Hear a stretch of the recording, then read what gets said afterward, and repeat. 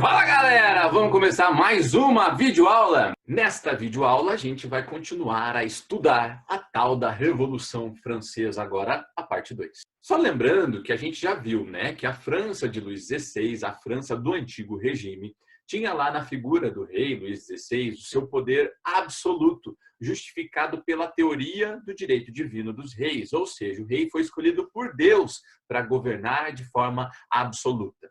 O rei e sua esposa, Maria Antonieta, mantinham uma vida luxuosa às custas da população. Para manter a sua corte, os nobres, cobrava altas taxas de impostos da população urbana e camponesa. Bem, ainda na última aula nós observamos o seguinte, que essa prática do antigo regime gerou uma grave crise econômica e social. E para tentar conter a crise, o rei Luís XVI convocou os estados gerais, os 3 estados, o primeiro estado, o clero, o segundo, os nobres, o terceiro, o restante da população, 95% dessa população, para tentar encontrar uma solução para a crise econômica.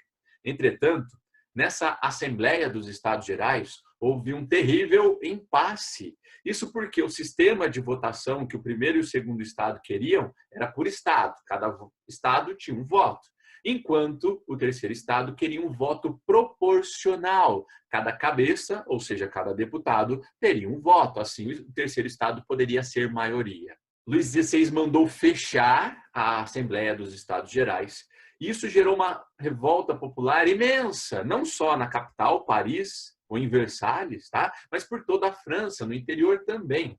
Dentre essas revoltas, a gente pode destacar dessa imagem aqui, ó, a tomada da Bastilha, símbolo do absolutismo do antigo regime na França. O terceiro estado formou, na sala de jogos do Palácio de Versalhes, a chamada Assembleia Nacional. Bem, e a gente ainda viu na última aula que essa Assembleia Nacional tomou uma série de medidas, como, por exemplo, a aprovação da Declaração dos Direitos do Homem e do Cidadão, uma clara manifestação das ideias iluministas, só que agora no formato de lei, que até influenciou a Declaração dos Direitos Humanos da ONU. Em 1790, também aprovou a Constituição Civil do Clero, confiscando bens da Igreja. Em 1791, aprovou uma nova Constituição, dividindo os poderes em 3. Não havia mais absolutismo, havia, no caso, o poder legislativo, judiciário e executivo, assim como dizia Montesquieu. E estabeleceu o voto censitário, ou seja, o voto baseado na renda, somente aqueles que tinham renda podiam votar. E a gente parou na última aula justamente com a fuga de Luís XVI e a sua família, lembra? Tá? Enquanto o Luís XVI tentava fugir de madrugada, o terceiro estado conseguiu capturar o rei. Isso levou a um enorme vexame, tio. Sabe por quê? O escolhido por Deus para governar estava abandonando a França. Então ele estava abandonando o que lhe foi designado por Deus. Então isso gerou um descrédito imenso de Luís XVI com a população, que já não estava com toda essa moral. É importante nesse exato momento a gente perceber o seguinte, que apesar do terceiro estado se unir para tirar o Luís XVI dessa situação de absolutismo do antigo regime, a gente não tem um grupo homogêneo, a gente tem um grupo heterogêneo no terceiro estado, ou seja, um grupo de pessoas com interesses e opiniões extremamente divergentes. Isso se manifestou até mesmo na Assembleia que se formou na sala de jogos, porque cada um foi para um canto. Após a aprovação da Constituição, as divergências ainda aumentaram no terceiro estado. E assim se formaram 3 partidos políticos. Aliás, quando se inventaram os partidos políticos? Está aí a resposta, na Revolução Francesa. De um lado, o lado esquerdo da Assembleia, sentaram lá os jacobinos, formados pela baixa burguesia, pelos trabalhadores urbanos pobres, como os sans-culottes, tá? E de uma postura extremamente radical em relação à Revolução Francesa. Eles acreditavam que as transformações deveriam ser ainda mais profundas. Queriam o fim da monarquia, não uma monarquia constitucional. E queriam implantar a república, ou seja, a França deveria ser de todos, deveria ser uma coisa pública. Com um governo forte, centralizado e atuação também na economia. No centro da Assembleia sentou um grupo chamado de planície, ou pântano.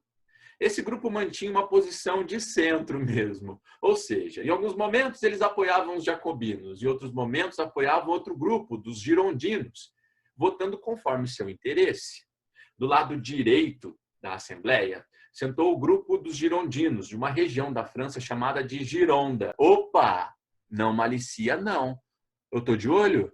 Não é giromba, é gironda.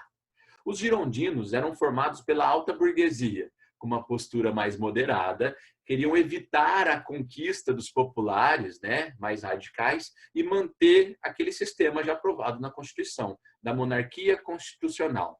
Se a Constituição estabelecia que o voto era censitário, baseado na renda, quem ia poder participar? Obviamente, os girondinos.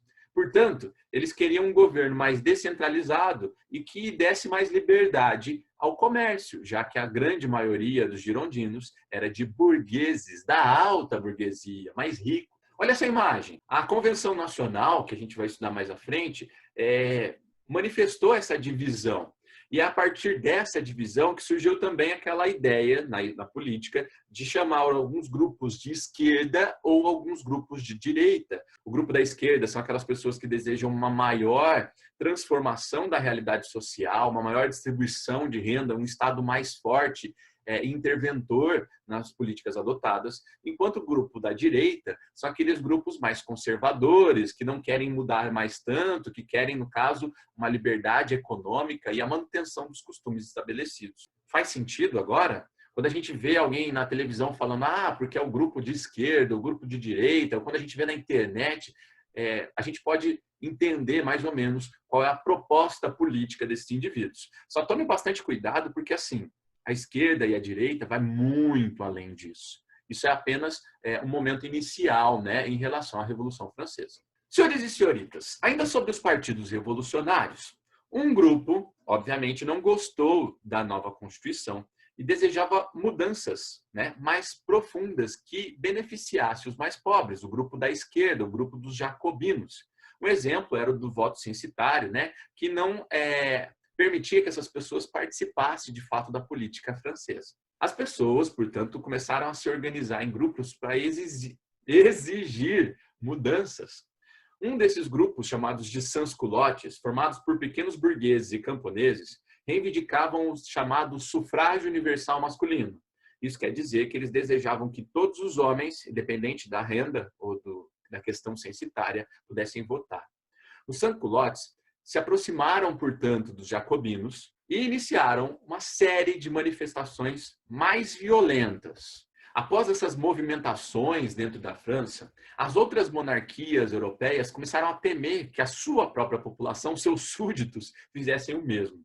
Parte da nobreza francesa foi procurar asilo, foi se refugiar na Áustria e na Prússia, reinos de língua germânica próximos à França. Os revolucionários decretaram guerra a todos os estados, a todas as monarquias que protegessem esses nobres expatriados. E isso teve uma consequência. Os austríacos responderam à declaração de guerra com uma ameaça. Se eles fizessem algo contra a família real francesa, que estava presa dentro de Paris, o exército austríaco seria enviado para destruir Paris. Os jacobinos, agora inflados com sans-culottes e liderados por um cara chamado Robespierre, lideraram e criaram a chamada Convenção Nacional. Nessa Convenção Nacional, uma nova fase da Revolução Francesa, os jacobinos tomaram o poder e criaram o chamado Comitê de Salvação Pública. O objetivo desse comitê era combater os chamados inimigos estrangeiros ou aqueles inimigos que impedissem a Revolução.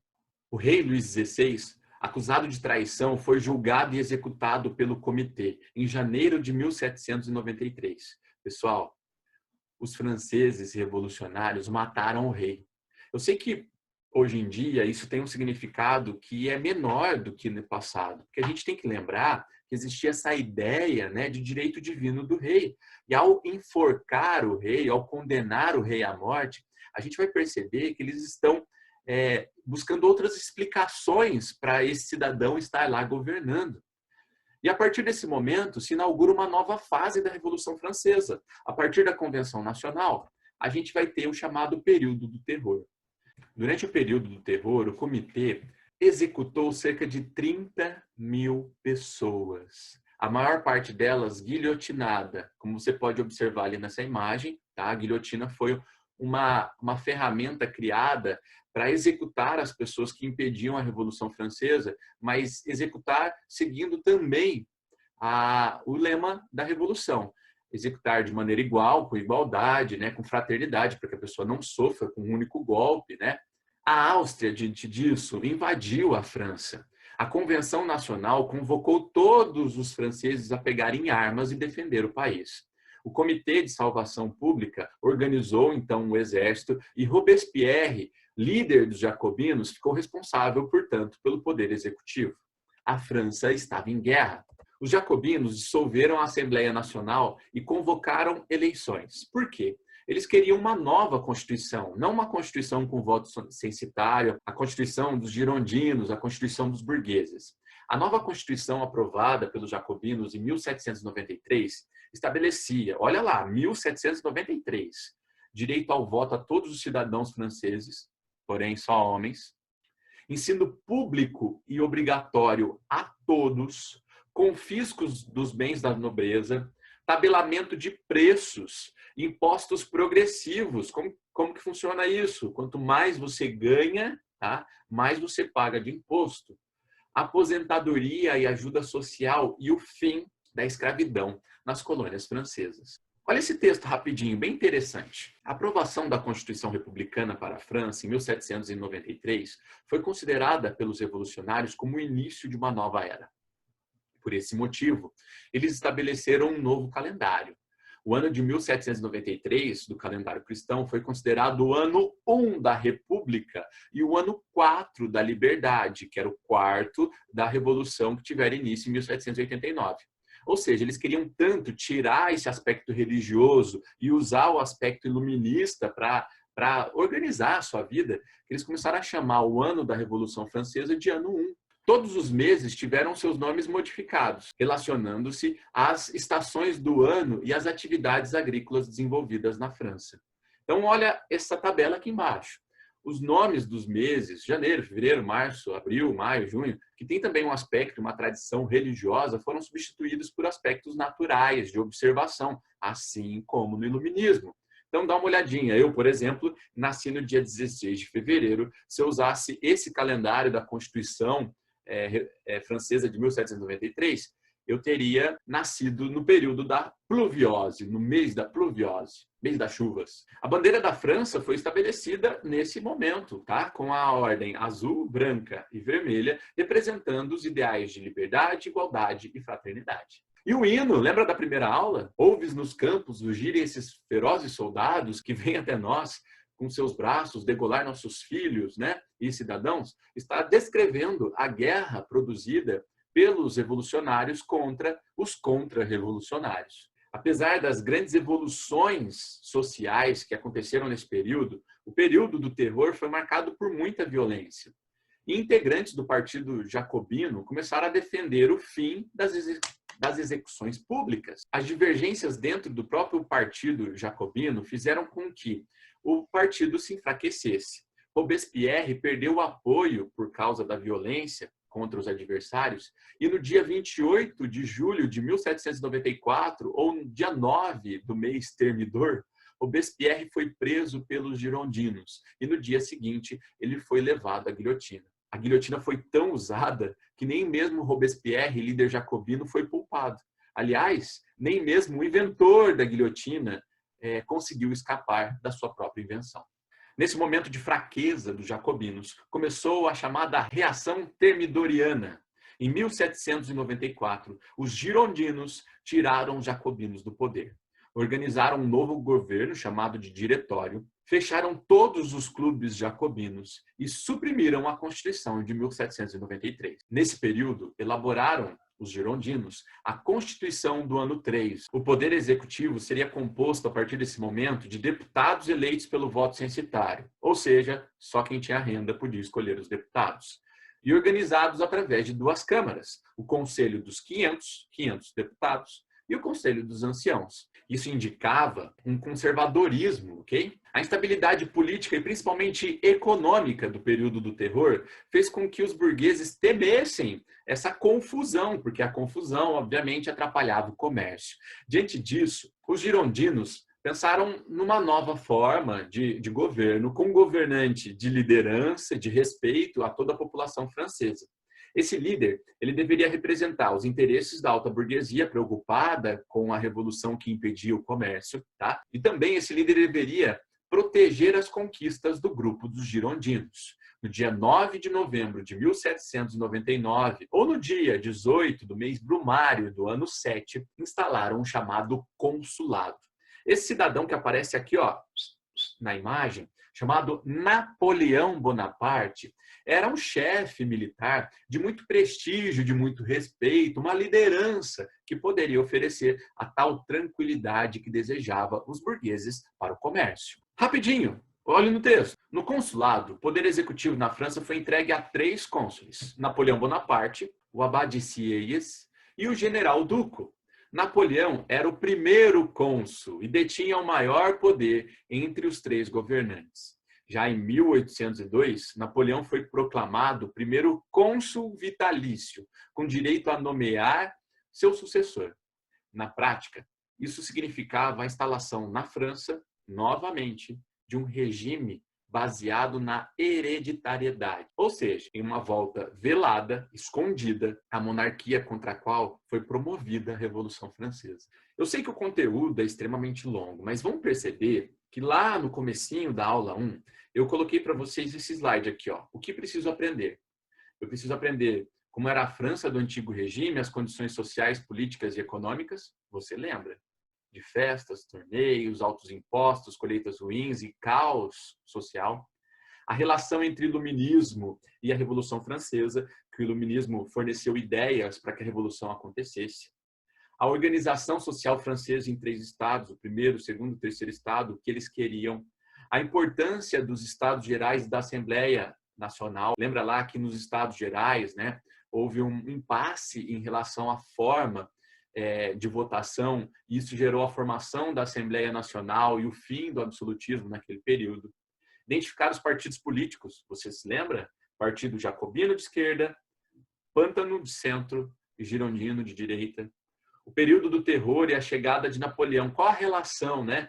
A extrema violência imposta por Robespierre e outros jacobinos fez com que atrapalhasse as relações comerciais e que a burguesia buscasse na figura de Napoleão uma tranquilidade. E, finalmente, perceber que a Revolução Francesa ela é uma das revoluções burguesas, porque, no fim das contas, quem saiu de fato beneficiado com toda essa revolução? A burguesia. Pessoal, eu sei que é bastante coisa, mas vamos lá.